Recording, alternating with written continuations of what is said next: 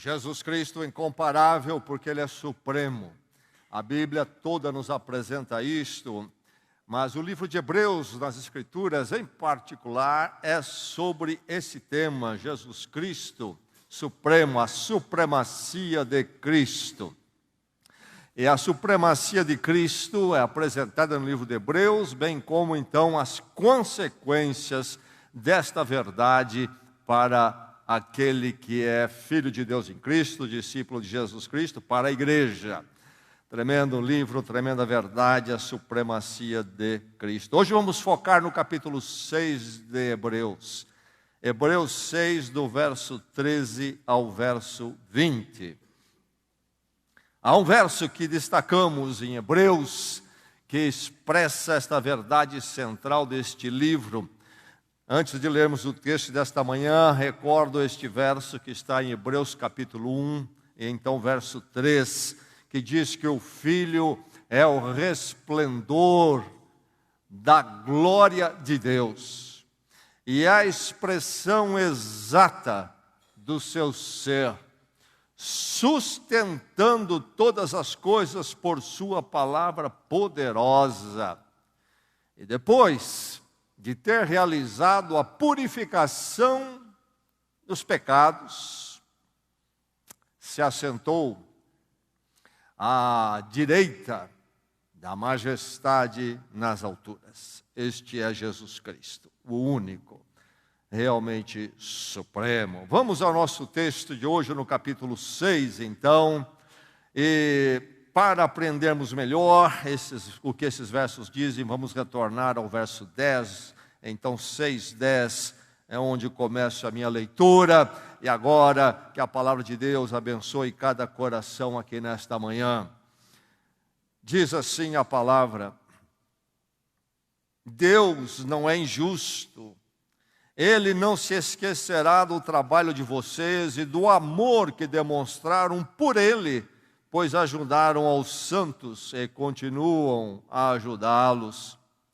Queremos que cada um de vocês mostre essa mesma prontidão até o fim, para que tenham a plena certeza da esperança, de modo que vocês não se tornem negligentes, mas imitem aqueles que por meio da fé e da paciência recebem a herança prometida.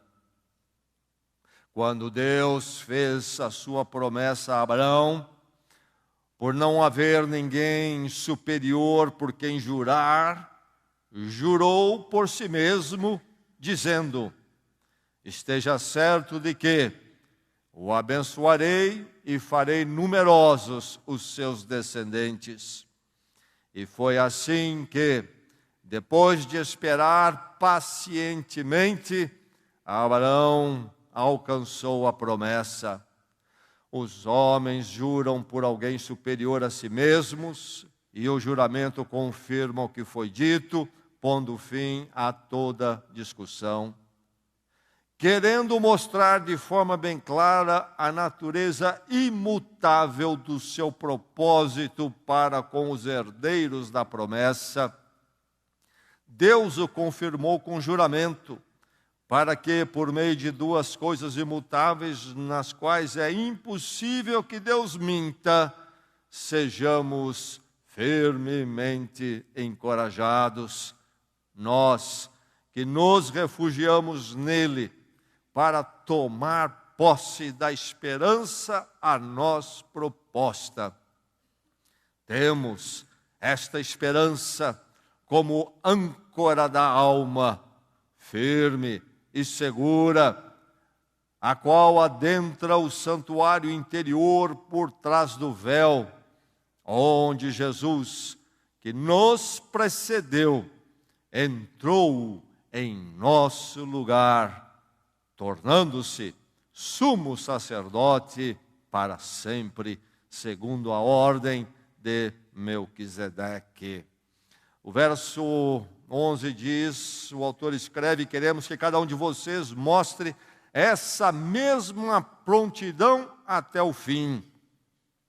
E no verso 12, no final do verso, ele diz: imitem aqueles que, por meio da fé e da paciência, recebem a herança prometida. E no verso 13, ele continua: quando Deus fez a sua promessa a Abraão, por não haver ninguém superior por quem jurar, jurou por si mesmo, dizendo: esteja certo de que o abençoarei e farei numerosos os seus descendentes.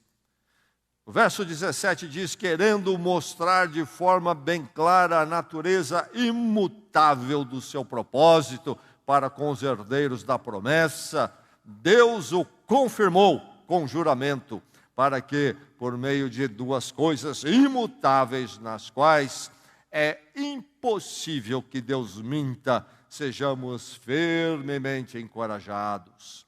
O verso 19 diz: temos esta esperança como âncora da alma, firme e segura, a qual adentra o santuário interior por trás do véu, onde Jesus, que nos precedeu, entrou em nosso lugar. Chegou até nós nesta manhã a palavra do Senhor.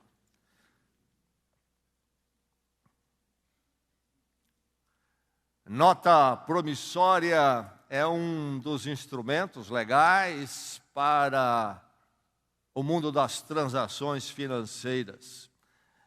Sempre achei interessante esse instrumento da nota promissória. E eu, dentro de mim, até às vezes olho para ela, defino como um recibo ao contrário. Se você recebeu o pagamento de alguém, você dá um recibo e você assina. Na nota promissória, se você assinar uma, você está assinando algo inverso, você está assinando que você promete pagar o valor no futuro, na data certa. A nota promissória, uma vez assinada, é um instrumento de garantia legal, de que você vai receber o valor que ali está. É uma garantia, sim, mas está no mundo das garantias humanas. Ouvi de um homem algo que aconteceu com ele. Ele emprestou uma certa quantia para uma pessoa, notas promissórias foram emitidas, e quando chegou a hora dele receber a última, a pessoa não pagava. Então ele foi à casa da pessoa para cobrar, e estava ali sentado na sala, conversando com jeito, mas pressionando para o pagamento. E a pessoa disse: tá bom, vamos acertar isso já. Daqui a nota, eu vou pegar o dinheiro do quarto. Foi. Daqui a um pouco ele voltou com a nota promissória toda picada. Ele disse: está resolvido o problema. Bem, deixemos isto aí para o mundo legal, ver como é que se resolve isto, mas ali ele disse que praticamente perdeu qualquer possibilidade de cobrar aquilo que a pessoa lhe devia. Mas esse texto aqui que nós lemos fala de uma nota promissória que é inviolável, que é garantida com todas as forças, de forma que não pode ser revogada. Diz o verso 13: quando Deus fez a promessa a Abraão. O texto todo é sobre promessa, mas promessa de Deus. Uma nota promissória não de um ser humano, não das questões humanas. Uma nota promissória de Deus mesmo em relação às nossas questões com Ele. E tudo começa com Abraão. Antes de irmos ao texto, lembre-se do seguinte: se você não sabe, que você possa saber nesta manhã. A fé cristã, o Evangelho, Jesus Cristo, a sua vida e a sua obra, é algo que envolve aliança, pacto. É diferente de todas as propostas religiosas que estão por aí, criadas pelo ser humano. O Evangelho, Jesus Cristo, é único, por muitas razões, e uma delas é esta. A fé cristã é sobre aliança, é sobre pacto. aliança e pacto estabelecido por Deus. O que é o pacto, se não uma palavra empenhada, se não uma promessa de que haverá de ser cumprido? A fé cristã é sobre isto, e mais, não somente é sobre aliança e pacto, como é sobre a aliança e pacto histórico. Jesus Cristo não vem do vácuo, de repente nasce esse sujeito lá em Israel, em Belém, e ele começa a dizer certas coisas, e se começa a acreditar nele, e daí por diante, começa com ele quando? Um dia, depois de muitos anos vividos, já na sua vida adulta, Jesus Cristo despertou para certas coisas e entendeu que ele era isso, era aquilo, e começou a dizer, não é isto. Jesus Cristo não nasce num vácuo histórico, ele é o cumprimento de um plano histórico de salvação que Deus mesmo já promete no Gênesis e vai cumprir então em Jesus Cristo. Jesus Cristo vem como cumprimento de uma aliança, de uma promessa que começa séculos e séculos antes. E podemos tomar como uma promessa basilar, inicial, aquilo que Deus prometeu a Abraão. Abraão é o personagem bíblico que encontramos onde? No livro de Gênesis, o primeiro livro das Escrituras. Abraão viveu por volta de 2000 anos antes de Cristo. Então é muito tempo atrás. Mas tudo começa ali. Deus faz uma promessa a Abraão. O texto aqui que nós lemos nos remete a Gênesis, nos remete à história de Abraão e à promessa que Deus fez a Abraão. E a promessa que Deus faz a Abraão, estabelecendo um pacto, uma aliança com ele, tem consequências e resultados em etapas. Deus promete a Abraão que faria dele uma grande nação. Abraão casa-se com uma mulher que se revela estéril. E Deus chama Abraão um dia, quando ele tinha 75 anos de idade, lá na cidade dele, Ur dos Caldeus, e diz para ele, sai da tua terra, eu vou fazer de você uma grande nação, e você será uma bênção, e eu te abençoarei, você será uma bênção, e através de você serão abençoadas todas as famílias da terra.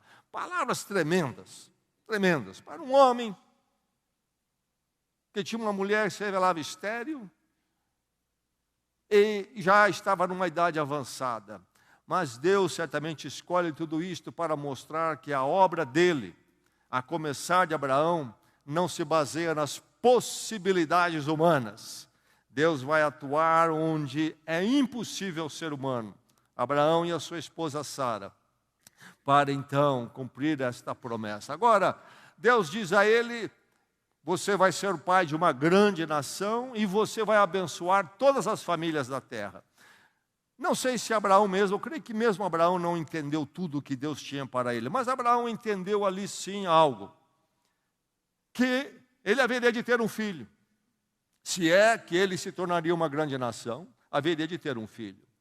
E então nós encontramos em Gênesis essa questão toda do filho. A promessa de Deus, então, para Abraão, quando ele tinha por volta de 75 anos, o filho dele vai nascer quando ele está, então, por volta dos 100 anos. Demora. O texto vai falar aqui da paciência de Abraão. Mas, enfim, a promessa de Deus a Abraão tem como primeiro cumprimento o fato de que Deus daria a Abraão um filho, e ele deu, chamado Isaque, e vai nascer na velhice de Abraão. Então, ali, a promessa de Deus para Abraão já se cumpre numa primeira etapa. Sim, se eu vou ser pai de uma grande nação, preciso de um herdeiro, que então vai também casar e uma multiplicação vai acontecer na minha descendência. Então vem o filho, ali se cumpre a promessa de Deus. Mas Deus disse a Abraão, você será uma bênção, e através de você serão abençoadas todas as famílias da terra. Deus está falando de uma obra universal, mundial. Há um homem isolado ali. Mas aí quando Deus cumpre esta promessa a partir do nascimento de Isaque, Deus está cumprindo algo para mim e você. Porque a bênção de Deus passa por Abraão, pela aliança, a promessa dele a Abraão. E que quando Deus cumpre a Abraão, a primeira etapa, o filho dele, é algo abençoador para nós mesmos. Deus está começando algo que não vai morrer ali, mas vai continuar conforme a promessa dele e chegar até nós, todas as famílias da terra. Mas a experiência de Abraão com Deus é uma experiência de teste. E há um momento em Gênesis capítulo 22, onde é uma história narrada no momento de Abraão com Deus, uma história que choca, uma história intrigante, porque Deus vai dizer para Abraão, quando o seu único filho, Isaque, já está entrando na fase adulta, Deus diz para Abraão: eu quero que você sacrifique o seu filho, quero que você sacrifique o seu filho. Bem, há muito a dizer sobre isto. Mas, enfim, Abraão obedece a Deus e chega ao ponto de colocar o seu filho sobre um altar. E Gênesis 22 diz que Abraão está pronto para imolar o seu filho. E naquele momento Deus intervém na voz de um anjo e diz: não faça isto. Eu tenho providenciado um cordeiro para o holocausto. E ali do lado surge então um cordeiro para ser sacrificado. E não Isaque seria sacrificado. Bem, como os povos pagãos faziam, sacrificavam os seus filhos aos seus deuses. Deus leva Abraão a esse teste, mas Deus jamais permitiria que ele sacrificasse. Mas Abraão estava pronto a ir até o fim. Abraão confiava em Deus, confiava na promessa e tudo aquilo que Deus tinha dito. E Deus diz: hoje eu sei, no seu coração está revelado que você realmente confia. A Bíblia diz que esta confiança, a fé de Abraão, é que o justificou diante de Deus, como até hoje é a nossa fé em Cristo, o Cordeiro sacrificado por nós que nos justifica. Mas enfim, aí está a história de Abraão, no seu cumprimento pela promessa, a primeira etapa da promessa cumprida, que então também fala da primeira etapa da promessa cumprida para nós. Mas aí Deus vai realizar esta promessa através da descendência de Abraão, que vai se tornar um grande povo e finalmente se tornar um povo organizado naquilo que chamamos hoje de nação, com território distribuído ali em forma de governo, em tribos. Mas ainda não é o fim, esta é apenas mais uma etapa do cumprimento da promessa. Deus disse a Abraão: você será o pai de uma grande nação, e a nação surgiu, Israel surgiu a partir de Abraão. Mas a promessa de Deus a Abraão é que através dele seriam benditas todas as famílias da terra. Como? A partir de Israel vem Jesus Cristo.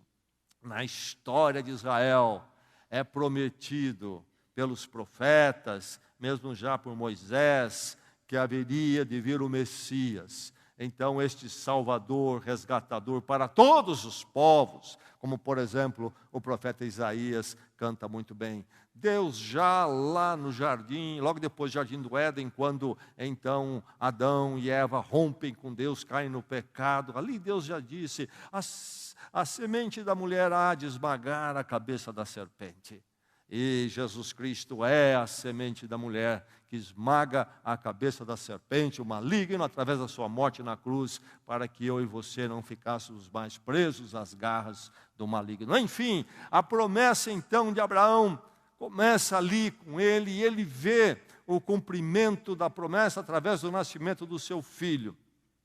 E ele vai finalmente ver essa promessa cumprida na sua vida individual, ao estar na presença de Deus depois da sua morte. Mas a promessa ainda continua sendo cumprida, porque ela é algo para além de Abraão. Muito daquilo que Deus haveria de fazer, aliás, o cumprimento pleno, seria após a vida de Abraão. Em verdade, hoje as famílias do mundo são todas abençoadas através de Abraão, porque dele veio Jesus Cristo para todos os povos, amor e graça de Deus que recebe a todo pecador contrito, arrependido, que entende a sua necessidade e carência. Muito bem, entendendo a fé cristã como um pacto, uma aliança histórica, e aí entendendo a figura de Abraão, e poderíamos dizer muito mais, mas para olhar o texto apenas que cita Abraão, é aí que nós começamos a entender realmente a fé cristã, a profundidade, o alcance dela.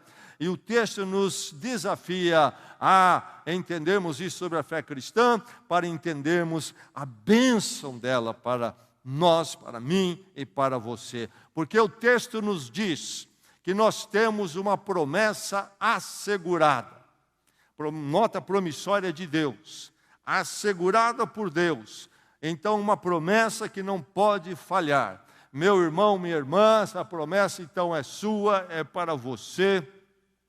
Meu amigo, minha amiga, que nesta manhã, se você ainda não conhece a obra de Deus em Cristo, esta obra histórica, maravilhosa, única para o ser humano, sobre este ser que é o cumprimento de toda a promessa a Abraão, este ser supremo, Jesus Cristo, que nesta manhã você possa entender a sua necessidade e carência de Deus, que você em si mesmo não é suficiente e que você em si mesmo é devedor diante de Deus, e você sabe disso. Deus também. Por isso, Cristo, Deus conosco, Deus encarnado, que vai até a cruz. E lá então, a justiça de Deus é satisfeita, Ele toma sobre Ele a sua pena, a sua condenação, para lhe dar graciosamente o perdão. Enfim, que a promessa de Deus chegue à sua vida também. E aquele que está nessa promessa não está em algo que pode ser. Será que Deus, numa hora dessas, não rasga a nota promissória? Não. É a promessa assegurada. É um juramento divino. Confie porque é um juramento divino. O texto fala dos juramentos humanos, diz aqui o verso 16, os homens juram por alguém superior a si mesmos. E o juramento confirma o que foi dito, pondo fim a toda a questão. Bem, este é o juramento humano. O ser humano precisa jurar em relação a alguém superior a eles. Era assim na antiguidade, mais ou menos nos nossos dias. A verdade é que é assim ainda porque nós, pelo menos quando juramos algo publicamente, num compromisso, acabamos jurando pela lei, a lei do país maior do que nós, então, nesta área. Na antiguidade, em Israel, era assim que era feito lá em Deuteronômio, capítulo 6, quando o povo de Israel está debaixo da liderança de Moisés, caminhando para a terra que seria deles, a terra prometida, depois de serem libertos do Egito. Deuteronômio 6,13 diz assim: temam o Senhor, o seu Deus, e só a Ele prestem culto, e jurem somente pelo seu nome. Vocês não vão jurar pelo nome de nenhum Deus pagão, mas somente pelo nome do Senhor e somente Ele cultuar. E para eles jurar pelo nome de Deus fechava a questão. Ninguém em Israel juraria pelo nome de Deus e deixaria de cumprir diante do temor que tinham de Deus. Bem, assim é o juramento humano. Ele em si é insuficiente, precisa então se referir a Deus para que ele seja assegurado, ou então nos nossos dias precisa haver a lei. Mas aqui nesse texto é-nos dito que há um juramento divino, uma promessa, uma palavra empenhada. Diz o verso de 13 e 14, quando Deus fez a promessa a Abraão, por não haver ninguém superior por quem jurar, por quem Deus juraria. Por isso o texto diz, Deus jurou por si mesmo, dizendo, esteja certo que o abençoarei e farei numerosos os seus descendentes. Aí está Deus fazendo a grande promessa a Abraão. Quando que ele fez essa promessa?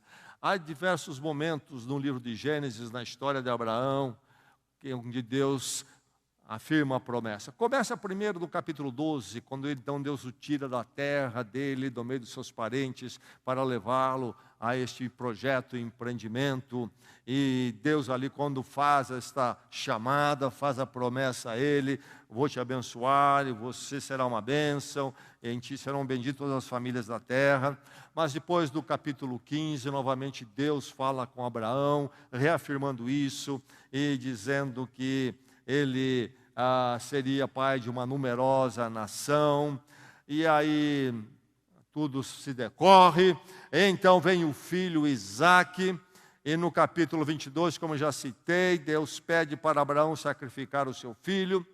Deus intervém, o sacrifício não acontece, no lugar do filho um cordeiro é sacrificado, como também por nós, ou aquela morte que deveria ser nossa, deveríamos ser sacrificados, Cristo, o Cordeiro de Deus, morre por nós. Bem, depois que Abraão então sacrifica o cordeiro, Deus fala com ele.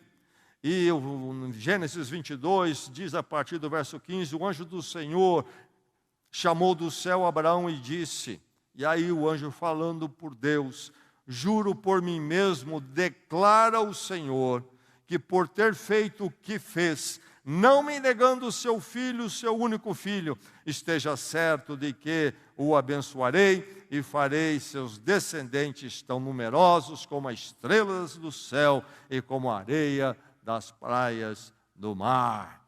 Aí Deus renova essa grande promessa a Abraão. Mas o texto ali diz que Deus jurou por si mesmo, e é isto que aqui, versos 13 e 14, está se referindo a este texto de Gênesis 22. E lá então, quando Abraão sacrifica o seu filho. Eu disse que há muito o que se dizer sobre esta ação de Deus. Uma das questões é esta: lá está Abraão e a sua esposa Sara, estéril, já a idade avançada, e Deus disse: você vai ter descendentes, e promete um filho, e nasce esse filho Isaque. E agora Deus pede sacrifício. Esse Isaque, entre outras coisas, certamente era um ídolo no coração de Isaque, de Abraão, o pai. E aí Deus precisa quebrar essa idolatria. E Abraão não deve ter esse tipo de atitude. Como é comum isto, idolatrar-se filhos. E Deus ali arrebenta com isto. E agora jura Deus por si mesmo, por você ter feito tudo isto, eu vou lhe abençoar, farei seus descendentes tão numerosos como as estrelas do céu. Aí está a palavra de Deus empenhada. Deus jura por si mesmo cumprir essa promessa dada a Abraão, e que passa então para nós através de Jesus Cristo. É um juramento divino, não é um juramento humano, a promessa, por isso é irrevogável. É irrevogável. Os versos 17 e 18 dizem: querendo mostrar de forma bem clara a natureza imutável do seu propósito para com os herdeiros da promessa, Deus o confirmou com juramento. E aí termina o verso 18 dizendo: é impossível que Deus minta. Essa é uma verdade que as Escrituras nos revelam sobre o caráter de Deus, os atributos de Deus. Ele é perfeito em santidade, perfeito em retidão e justiça. Deus jamais poderia mentir. Em Números, no Velho Testamento, no capítulo 23, verso 19, diz: Deus não é homem para que minta. Para nossa vergonha, Deus não é homem para que minta. Isto é, a mentira tantas vezes é encontrada em nós, mas Deus não é assim. Deus não é homem para que minta, nem filho do homem para que se arrependa. Aquilo que eu falei não cumprirá? Pergunta então o texto. Enfim, é sobre isto que aqui Hebreus fala a você nesta manhã. Você precisa confiar no juramento, na promessa, porque é simplesmente divino. Jesus Cristo, a fé cristã, é uma aliança, é um pacto histórico. Nasce com Deus e se sustenta com Deus hoje em Jesus Cristo. A fé cristã não depende de mim e você, não nasce comigo com você. É algo que vem do coração de Deus, do plano de Deus, e que Deus decidiu votar, jurar. É um juramento divino. Por isso a promessa se cumpra. A promessa é assegurada, meu irmão. A promessa para você, minha irmã, é algo garantido e seguro. Por isso, descanse na esperança concreta. Esperança concreta. O verso 18 diz: sejamos firmemente encorajados, nós que nos refugiamos nele para tomar posse da esperança proposta. Não a esperança que eu criei, a esperança que me foi proposta, que me foi dada, que me foi concedida. Por quem? Por Deus, aquele que prometeu, jurou por si mesmo. É dessa esperança que está falando aqui. Esperança, se você não pensou nisso ainda, note. A esperança, esta palavra que nós usamos, essa experiência humana, tem duas formas. Uma é subjetiva. Eu estou cheio de esperança. Aquele pensamento otimista, que você lá dentro fica animado, você acha que vai dar certo. É algo subjetivo de você mesmo. E é simplesmente um estado íntimo, emocional, que dá a você uma expectativa boa dali para frente. Isto é um tanto quanto inseguro e relativo. Quantas pessoas não se enchem de esperança disso, daquilo, e não acontece, não há base nenhuma, mas a esperança subjetiva, na verdade, não me dá garantia nenhuma. É apenas um estado íntimo meu mais animador. E, em geral, quando se fala esperança, se pensa nisto. E quer se encorajar e até quer se dar poder a essa esperança. Vamos em frente com esperança. Como se a esperança em si mesmo pudesse fazer algo. Esperança em si mesmo não é nada no meu íntimo. Mas há esperança objetiva, não subjetiva. Aquela que vem e se estabelece fora de nós. Fora de nós. Como nesta aqui, por excelência, a esperança que nós abraçamos, na qual nós descansamos, é uma esperança que eu chamo de concreta, porque essa esperança não é apenas um mero sentimento positivo dentro de mim, mas algo que Deus estabelece, garante e assina embaixo. É nisso que nós esperamos. É objetiva, ela não nasce em nós, ela está colocada por Deus, estabelecida por Deus. O juramento, a promessa, então, é divina, e eu e você estamos seguros, e por isso podemos descansar na esperança concreta. E como há descanso? O que diz aqui o verso 19, temos esta esperança como âncora da alma, firme e segura. Meu irmão, minha irmã, a promessa é assegurada, juramento divino. Por isso, então, nela há essa esperança concreta que Deus estabelece, que pode dar, e somente ela pode dar, a segurança à minha alma. E a palavra alma aqui, nas Escrituras, há vários sentidos para a palavra alma. Aqui pode ser entendido como a minha vida. Alma no sentido de vida. A minha vida tem esta âncora. Nós conhecemos a figura da âncora, pertence à navegação, toda embarcação, especialmente navios, tem âncora. Aquele instrumento pesado e pode ser descido para a profundeza do mar, até que encontre um local ali para se firmar, e uma vez isso estabelecido, está garantido que o navio não será arrastado para cá e para lá, mas ficará ali firmemente estabelecido. Qual é a âncora da minha alma, da minha vida? Caminhando neste mundo incerto, inseguro, há algo onde eu posso descansar e encontrar o ponto de estabilidade. Onde está esse ponto de estabilidade? No monte de amigos? Certamente que não. Onde está esse ponto de estabilidade? Na conta bancária? Certamente que não. Onde está este ponto de estabilidade? Na minha família? Certamente que não. Há muitas coisas que a minha família me oferece, mas não será a âncora da minha alma. Não pode ser. É pequeno demais para a minha vida, a minha existência. Quem será a âncora da minha alma? A cultura, a televisão, a mídia que eu escuto toda hora? As ideias que lá pipocam? Onde está a âncora da minha alma? Seriam algumas terapias. Ali eu estou ancorando a minha alma. Eu preciso de âncora.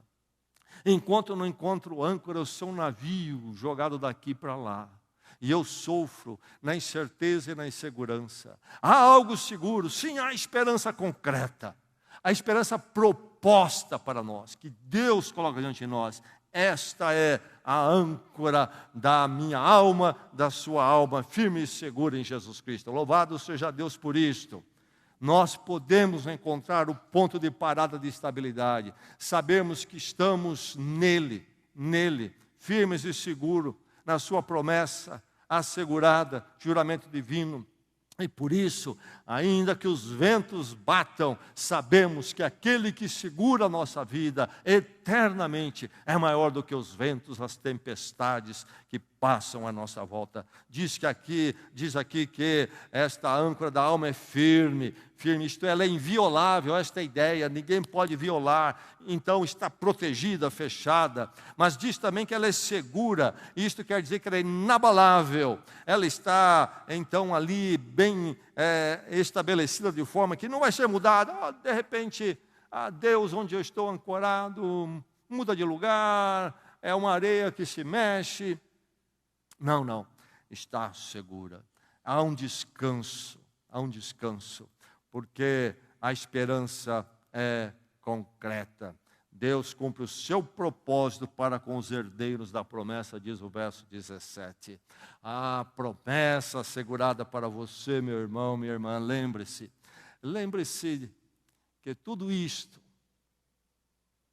depende no fato de que há um precursor garantidor. Sabe o que é precursor? Precursor envolve sequência. O precursor é o que vai primeiro, é o que vai à frente. Diz o texto aqui no verso 19, sobre esta esperança, e ele vai explicar que esperança é essa. Diz que essa esperança adentra o santuário interior, por trás do véu, onde Jesus, então esta esperança é baseada em Jesus, Ele é a esperança nossa. Onde Jesus, que nos precedeu, entrou em nosso lugar, tornando-se sumo sacerdote. Aí está aquele que nos precedeu. Deus encarnado em Jesus Cristo veio e vai à cruz por nós. E então ali estabelece a base para o nosso perdão, reconciliação com Deus. Mas não fica entregue à morte um derrotado. Ressuscita e diz o verso 3 do capítulo 1, que já ouvimos esta manhã, ele se assentou à direita da majestade nas alturas. E aqui diz que ele simplesmente adentrou em nosso lugar, onde? No santuário interior, por trás do véu. O livro de Hebreus vai remeter-nos para as liturgias do Velho Testamento antes de Cristo, e mostrando como elas eram sombras, simbolizações daquilo que seria Jesus Cristo, daquilo que se cumpriria nele. Uma das coisas que Hebreus, o autor, vai usar é a figura do tabernáculo. Quando Israel peregrinou no deserto por anos, antes de chegar à terra prometida, eles tinham um templo móvel, um tabernáculo. De vez em quando eles levantavam um acampamento, então desmontavam aquele templo, um tabernáculo, e montavam em outro lugar. Mas o tabernáculo tinha toda uma forma que Deus mesmo determinou. E aquilo que foi determinado no tabernáculo, depois foi repetido, não na forma de um tabernáculo de tenda, mas no prédio do templo em Jerusalém. Tanto no templo como no tabernáculo havia este santuário interior. Era um recinto dentro do tabernáculo, lá no deserto, e depois dentro do templo, um recinto chamado Santo dos Santos, que ali então representava a presença da glória de Deus. Este lugar era isolado, as pessoas não podiam entrar. O templo tinha sacerdotes, o tabernáculo tinha sacerdotes, mas os sacerdotes também não podiam entrar. Somente o sumo sacerdote adentrava uma vez por ano, no dia do perdão, Yom Kippur, para apresentar então o sangue de cordeiros pelo povo todo. Ele tinha na sua veste 12 pedras, cada uma delas representando uma das tribos de Israel. Israel tinha 12 tribos. Então ele adentrava por todo o povo ali, o sangue do cordeiro, simbolizando ou estabelecendo a esperança até que surgisse o Cordeiro de Deus de uma vez por todas, Jesus Cristo, no sacrifício perfeito. Aquele sacrifício de cordeiros ali, então, era apenas uma figura, um símbolo, uma expectativa do cumprimento em Jesus Cristo. Mas, enfim, ali entrava somente o sumo sacerdote. Mas agora o cumprimento de Jesus Cristo, tudo isto. E aqui vai dizer que Jesus entrou no santuário interior, mas não mais no símbolo de um templo na terra, mas no verdadeiro templo que é a habitação celestial de Deus. E que Jesus Cristo, então, depois de ter feito a purificação dos pecados, adentrou lá, sentou-se à majestade de Deus, entrou na presença da glória de Deus.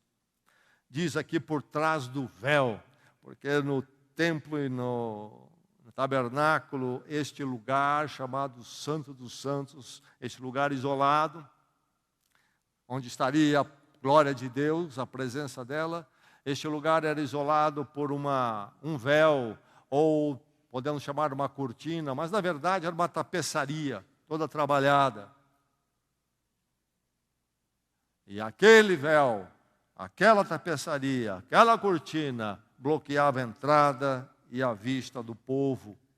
Estava isolado, não podiam entrar.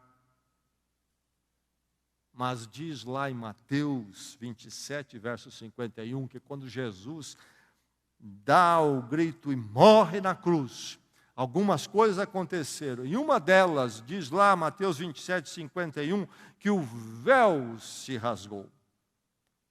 Isto é, essa tapeçaria que bloqueava se rasgou.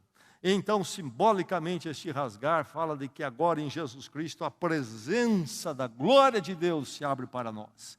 Porque diz aqui em Hebreus que ele entrou em nosso lugar, tornando-se o sumo sacerdote. Para sempre, acrescenta aqui o verso. Para sempre.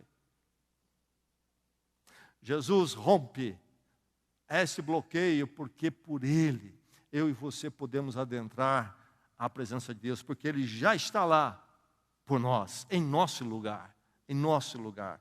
A presença de Deus é aberta para nós em Cristo. Louvado seja o Senhor por isto. Ele é o nosso precursor e que garante a mim e a você a presença de Deus hoje e para sempre. Jesus é o sacerdote. Ele é aquele representante nosso na cruz e agora na presença de Deus. Ele é a nossa esperança, a esperança que adentrou a presença de Deus. Por isso ela é concreta e nós esperamos nela, porque o nosso precursor garante tudo isto. Isto já foi realizado, nós já estamos na presença de Deus através de Jesus Cristo. Mas será consumado ainda quando eu e você estivermos lá na presença dele. Meu irmão, a promessa é assegurada. Minha irmã, a promessa é assegurada para você. E aí então, é que o livro de Hebreus, nesse trecho, nos remete a olhar para modelos exemplares. Meu irmão, enquanto você caminha neste mundo, nessa esperança, onde há tantas conversas e tentativas constantes de afastá-lo da esperança concreta, da promessa assegurada, encontra encorajamento, inspiração, olhando para modelo exemplar. Siga o modelo exemplar. Não fique voltado apenas para você mesmo. No verso 12, ele ensina isto, ele diz: não se tornem negligentes, mas imitem aqueles que por meio da fé e da paciência recebem a herança prometida. Depois, então, de nos ensinar, nos instruir a imitar aqueles que servem de exemplo na fé, é que ele vai entrar no verso 13 com a figura de Abraão. E colocar Abraão, então, como uma das figuras que eu e você devemos imitar. Olhar para a experiência dele, a fé de Abraão, e aí caminharmos no mesmo modelo. Um modelo exemplar. Quando Deus ali, então, faz a promessa a Abraão, ele faz a promessa segura. E Deus diz: esteja certo que eu abençoarei e o farei numerosos seus descendentes. E Deus não quer dar apenas a Abraão uma grande nação, que Abraão mesmo nem viria. Deus está pensando em algo muito maior do que Abraão isoladamente. Está pensando na humanidade, em mim e você, carentes dele. Então, aí está Abraão, a referência para eu e você caminharmos. Abraão esperou a primeira etapa da promessa, o nascimento do filho dele. Ele esperou uns 25 anos na promessa de Deus, assegurada por Deus, e se cumpriu, assim como todas as outras. E nós, nos nossos dias, vemos isto, as famílias da terra sendo abençoadas em Abraão através de Jesus Cristo. E note aí, quando ele nos remete a imitar Abraão, a ver nele um modelo exemplar, diz que Abraão, então, depois de esperar pacientemente, alcançou a promessa. Depois de esperar pacientemente, alcançou a promessa.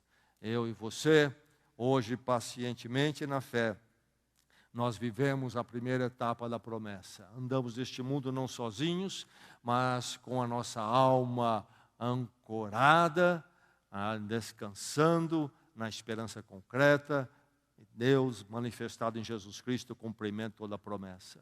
Mas caminhamos num mundo difícil, um mundo de contratempos, de incerteza, um mundo e uma existência que nenhum de nós controla, e nós conhecemos de perto o nosso fracasso moral, nossas falhas, nós conhecemos o nosso vazio, falta de significado eterno, mas aí caminhamos na promessa assegurada em Cristo, que nos dirige neste mundo complicado e nossos seres que também são tão complicados.